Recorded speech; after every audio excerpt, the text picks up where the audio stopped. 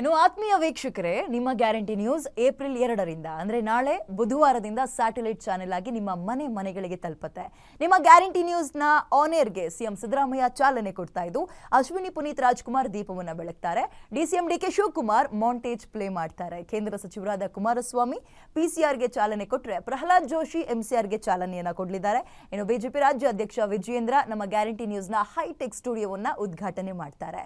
ಸಚಿವರುಗಳಾದ ಸತೀಶ್ ಜಾರಕಿಹೊಳಿ, ಮಹದೇವಪ್ಪ, ಮುನಿಯಪ್ಪ, ಶಿವರಾಜ್ ತಂಗಡಗಿ, ದಿನೇಶ್ ಗುಂಡೂರಾವ್, ರಾಮಲಿಂಗಾರೆಡ್ಡಿ, ಚಲುವರಾಯಸ್ವಾಮಿ, ಈಶ್ವರ್ ಖಂಡ್ರೆ ಸೇರಿದಂತೆ ರಹೀಂ ಖಾನ್ ಸೇರಿ ರಾಜ್ಯದ 20ಕ್ಕೂ ಹೆಚ್ಚು ಸಚಿವರು ನಿಮ್ಮ ಗ್ಯಾರಂಟಿ ನ್ಯೂಸ್ ಕಚೇರಿಗೆ ಬಂದು ಶುಭ ಹಾರೈಸುತ್ತಾರೆ. ನಟ ಕಿಚ್ಚ ಸುದೀಪ್ ನಮ್ಮ ಗ್ಯಾರಂಟಿ ನ್ಯೂಸ್ ಕಚೇರಿನ ಉದ್ಘಾಟನೆ ಮಾಡಿದ್ರೆ, ಪ್ರತಿಪಕ್ಷ ನಾಯಕ ಆರ್ ಅಶೋಕ್, ಛಲವಾದಿ ನಾರಾಯಣ ಸ್ವಾಮಿ, ಮಾಜಿ ಸಿಎಂ ಬೊಮ್ಮಾಯಿ, ಸದಾನಂದ ಗೌಡ, ಮಾಜಿ ಡಿಸಿಎಂ ಅಶ್ವಥ್ ನಾರಾಯಣ್, ಮಾಜಿ ಸಚಿವ ಸಿಟಿ ರವಿ ನಮ್ಮ ಟೀಮ್ಗೆ ವಿಶ್ ಮಾಡೋಕೆ ಬರ್ತಾ ಇದ್ದಾರೆ. ನಮ್ಮ ಅದ್ದೂರಿ ಆರಂಭಕ್ಕೆ ಸ್ಯಾಂಡಲ್ ಸ್ಟಾರ್ಸ್ ಕೂಡ ಸಾಕ್ಷಿ ಆಗ್ತಾ ಇದ್ದು, ಆಕ್ಷನ್ ಪ್ರಿನ್ಸ್ ಧ್ರುವ ಸರ್ಜಾ ನಮ್ಮ ಸ್ಟುಡಿಯೋ ಫ್ಲೋರ್ ನ ಉದ್ಘಾಟನೆ ಮಾಡ್ತಾರೆ. ಇನ್ನು ಗೋಲ್ಡನ್ ಸ್ಟಾರ್ ಗಣೇಶ್, ಯೋಗರಾಜ್ ಭಟ್, ಶರಣ್, ಪ್ರಜ್ವಲ್ ದೇವರಾಜ್, ತಾರಾ, ಮೇಘನರಾಜ್, ಉಮಾಶ್ರೀ ಸೇರಿ ಇಡೀ ಸ್ಯಾಂಡಲ್ವುಡ್ ಸ್ಟಾರ್ಸ್ ನಮ್ಮ ಜೊತೆ ಇರ್ತಾರೆ. ಜೊತೆಗೆ ದೊಡ್ಡ ದೊಡ್ಡ IAS ಮತ್ತು IPS ಆಫೀಸರ್ಸ್ ಗಳು ಕೂಡ ಗ್ಯಾರಂಟಿ ನ್ಯೂಸ್ ಕಚೇರಿಗೆ ಬಂದು ವಿಶ್ ಮಾಡ್ತಾರೆ. ಗಣ್ಯಾತಿ ಗಣ್ಯರ ಶುಭ ಹಾರೈಕೆಯೊಂದಿಗೆ ನಿಮ್ಮ ಗ್ಯಾರಂಟಿ ನ್ಯೂಸ್ ಅದ್ದೂರಿಯಾಗಿ ಲಾಂಚ್ ಆಗ್ತಾ ಇದೆ. ಏಪ್ರಿಲ್ 2 ಬುಧವಾರ ಬೆಳಗ್ಗೆ 9:18 ಸರಿಯಾಗಿ ನಾವು ನಿಮ್ಮ ಮನೆಗೆ ಬರ್ತಾ ಇದ್ದೀವಿ.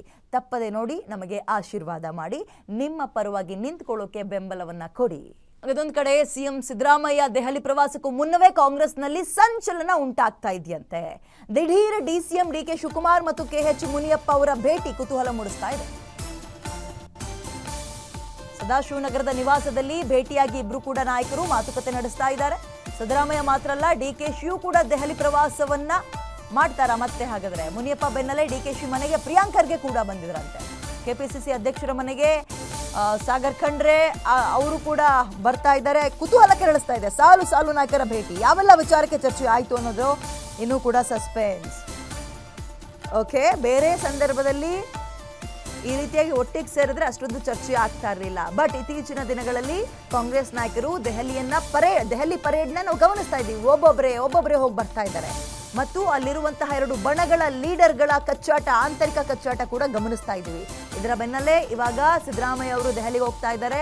ಅದರ ನಡುವಲ್ಲಿ ಈ ನಾಯಕರುಗಳೆಲ್ಲರೂ ಕೂಡ ಒಟ್ಟಾಗಿ ಮಾತುಕತೆಯನ್ನು ನಡೆಸ್ತಾ ಇರುವಂಥದ್ದು ಬಹಳ ಕುತೂಹಲಕ್ಕೆ ಕಾರಣವಾಗ್ತಾ ಇದೆ. ಜನರಿಗೇನು ಉದ್ಧಾರ ಆಗುವಂಥದ್ದು ಇರಲ್ಲ ಬಿಡಿ. ಅಂದ್ರೆ ನನ್ನ ಕುರ್ಚಿಯು ಸೇಫಾ, ನನ್ನ ಸ್ಥಾನ ಸೇಫಾ, ಇಂಥದ್ರ ಬಗ್ಗೆನೇ ಚರ್ಚೆ ಮಾಡಿರ್ತಾರೆ. ಇನ್ನೇನೂ ಅಲ್ಲ. ಜನರಿಗೆ ದರ ಏರಿಕೆ ಇದೆ, ಅದನ್ನ ಹೆಂಗೆ ಕಡಿಮೆ ಮಾಡಬೇಕು, ಅದ್ರ ಬಗ್ಗೆ ಯೋಚನೆನೂ ಮಾಡಬೇಡಿ ನೀವು.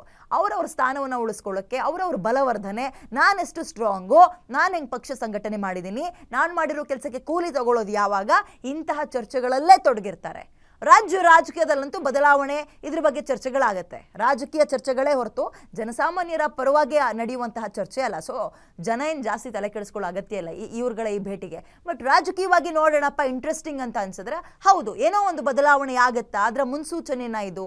ದೆಹಲಿಗೆ ಒಬ್ಬೊಬ್ಬರೇ ಹೋಗಿ ಬರ್ತಾ ಇರೋದು ಮತ್ತು ಇಲ್ಲಿ ನಾಯಕರುಗಳ ಮನೆಯಲ್ಲಿ ಎಲ್ಲರೂ ಒಗ್ಗಟ್ಟಾಗ್ತಾ ಇರುವಂಥದ್ದು ಅಥವಾ ಒಟ್ಟಾಗಿ ಮೀಟಿಂಗ್ಗಳನ್ನು ಮಾಡ್ತಾ ಇರೋದು ಕುತೂಹಲಕ್ಕಂತೂ ಕಾರಣವಾಗ್ತಾ ಇದೆ. ಯಾಕಂದರೆ ರಾಜ್ಯ ಕಾಂಗ್ರೆಸ್ನಲ್ಲಿ ಎಲ್ಲವೂ ಸರಿ ಇಲ್ಲ ಅನ್ನುವಂಥದ್ದು ಹಲವು ಸಲ ಪ್ರೂವ್ ಆಗಿದೆ.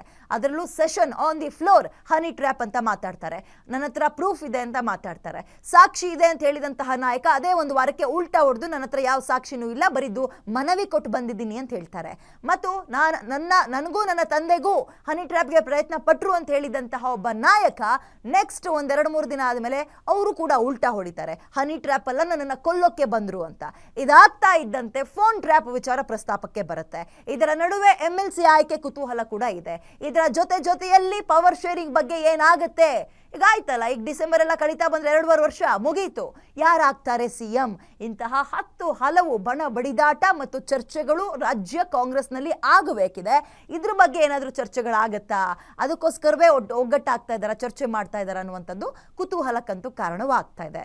ಅದನ್ನು ಹೊರತುಪಡಿಸಿ ಜನರಿಗೆ ಅನುಕೂಲವಾಗುವಂತಹ ಯಾವುದೇ ರೀತಿಯ ಚರ್ಚೆಗಳನ್ನು ಸದ್ಯಕ್ಕೆ ಇವರು ಮಾಡಲ್ಲ. ತಲೆನೇ ಕೆಡಿಸ್ಕೊಳ್ಳೋಕೆ ಹೋಗ್ಬೇಡಿ ನೀವು, ಮಾಡಲ್ಲ ಅವರು.